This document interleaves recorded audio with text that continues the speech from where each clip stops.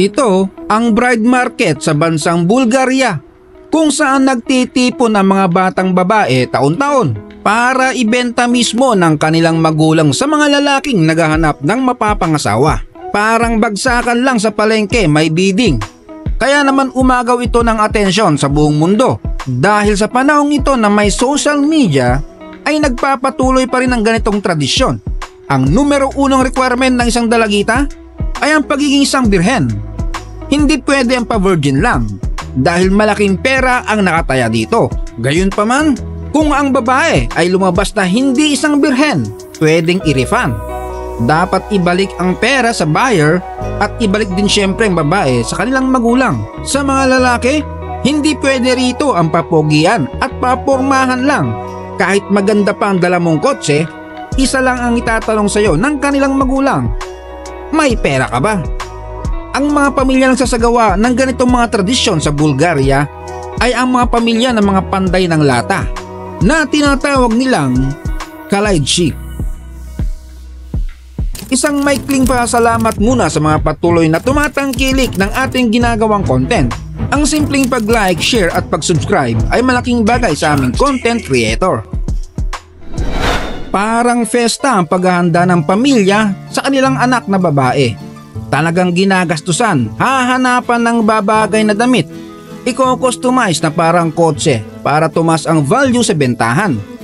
Gaya ng babaeng ito na hindi napili noong nakaraang taon, kailangan niyang bumawi ngayon.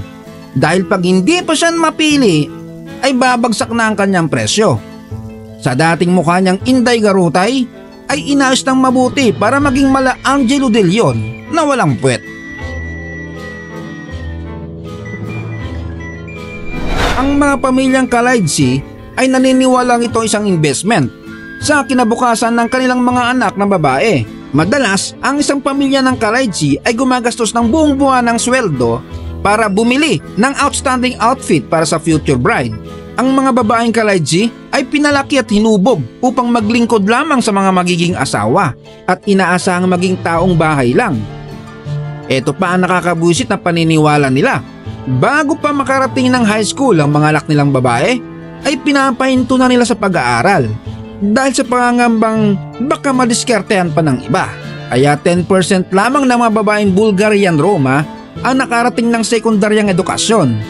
At isa sa 5 kababaihan ang hindi marunong bumasa at sumulat dahil karamihan ng mga babae ay nagpapakasal na sa edad na 14 hanggang 20 anyos. Mas marami sa kanila ang ikinasal sa may edad na sa kanila na mas may kayang bumitaw ng mas mataas na bid kaysa sa kanilang mga batang karibal na puro porma lang. Pagsapit ng gabi may padispiras pa ang pamilya. Ang mga batang babae ay naglalagay ng makeup at todo bihis. Sumasayaw sila at kumakain kasama ng mga miyembro ng pamilya, picture-picture at ipopos ang mga ito sa social media para ipakita na masaya silang pamilya. Ito ang pambudol nila sa mga lalaking dadalo sa bride market kinabukasan. Ang bride market na ito ay matatagpuan sa Stara Zagora. Tinatawag din ng mga lokal na Gypsy Bride Market. Dinadaluhan ng humigit kumulang 2,000. Tatambay sila sa gitna ng parking lot.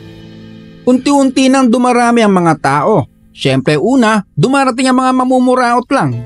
Yung tipong patingin-tingin, tatawad pa, wala naman palang pambili.